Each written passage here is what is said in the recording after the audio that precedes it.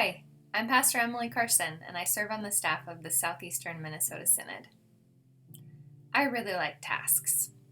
I like things with a clear beginning and a clear ending. It feels good to complete work and to celebrate when something is finished. What can you learn about a person from their favorite chore? Well, vacuuming is my favorite chore. Maybe even having a favorite chore is revealing in itself. I like tasks.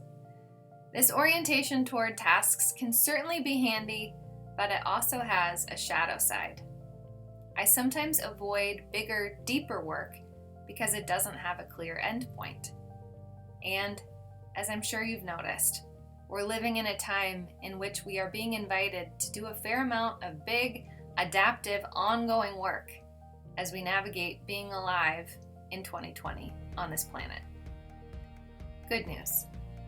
Jesus equips us for big, adaptive, ongoing work. As followers of Jesus, there are many parts of a life of faith that aren't tasks. There's a lot of work to which we are called that doesn't have a clear beginning or a clear ending. When Jesus is describing what life will be like to his disciples, he doesn't hand them a planner or a to-do list. It's not like, free the oppressed, check. Make disciples of all nations, check. Love your neighbors and your enemies and everyone else, check. Instead, the way of Jesus is one in which we are invited into the ongoing transformation of our whole selves. A transformation that leads to a renewed way of living in relationship with the planet and one another and God. Following Jesus isn't a task. It's a way of life, and it will involve big, adaptive, ongoing work that's never all the way complete on this side of eternity.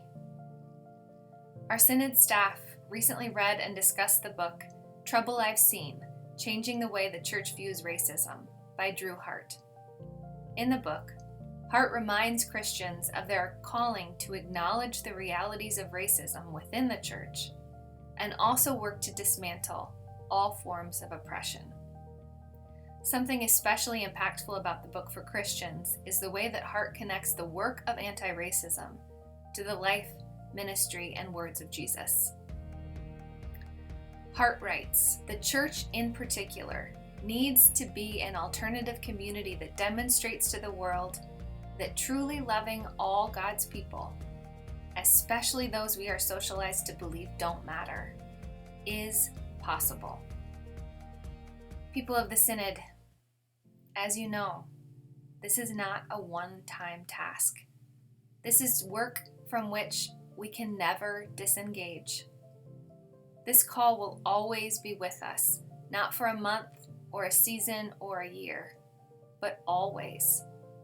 We will always be called by Jesus to courageously speak and act in ways that disrupt and confront all forms of oppression. Each new day, this work will be on our shared, collective to-do list. Disrupt and confront all forms of oppression. And each new day, the Holy Spirit will be alive and well and moving with us, moving us toward this vision where all people are fully seen and valued and loved. My encouragement to you today is to breathe and to create openness in your heart and mind and life for the big, adaptive, ongoing work of following Jesus. Keep going, keep listening, and take courage.